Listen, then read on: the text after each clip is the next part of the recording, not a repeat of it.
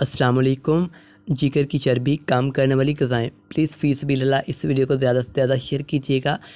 जिगर जो ग़िज़ा को हज़म करने, तवानाई में जमा करने और जिस्म से ज़हरीले मवाद को ख़ारिज करने का एक अहम काम अंजाम देता है। इसकी सेहत से मुतल्लक़ आम इंसान कभी गौर नहीं करता, जिसकी वजह से जिगर की लातादाद अमराज़ बढ़ चुके हैं यानी। और आए रोज़ इन बीमारियों की वजह से, ये जिगर के काम बंद होने की वजह से कितने ही लोग मरते हैं।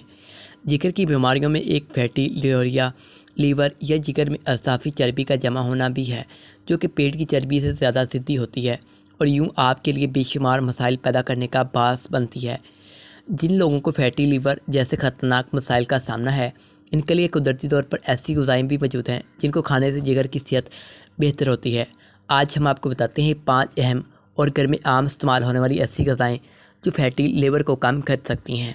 हल्दी चूँकि एंटीऑक्सीडेंट है और जिगर की सेहत के हवाले से बहुत ही मुफीद समझी जाती है। ये जिगर की चर्बी को घटाने और इसको बेहतर तौर पर काम करने में मदद देती है। इसकी एक वजह ये भी है कि हल्दी वज़न कम करने और हाज़मे के अमल को भी बढ़ाती है, इसलिए ये फैटी लीवर को भी कंट्रोल करती है। इसका ज़रूर इस्तेमाल करें। ग्रीन टी में कैटेचिन पाया जाता है, जो जिगर के काम को बेहतर बनाता है और फैटी जिगर की बीमारी को कंट्रोल रखने के लिए 3 से 4 कप ग्रीन चाय बाकायदगी से पीना भी इस मसले का आसान हल है। हरे पत्ते वाली सब्जियों में मौजूद हयातीन, क्लोरोफिल, नमकियात और सेलुलोज, मैग्नीशियम वगैरह पाया जाता है, जो कि जिगर को मजबूत बनाने और अज़ाफ़ी चर्बी को जिस्म से आसानी बाहर निकालने में मदद देती है।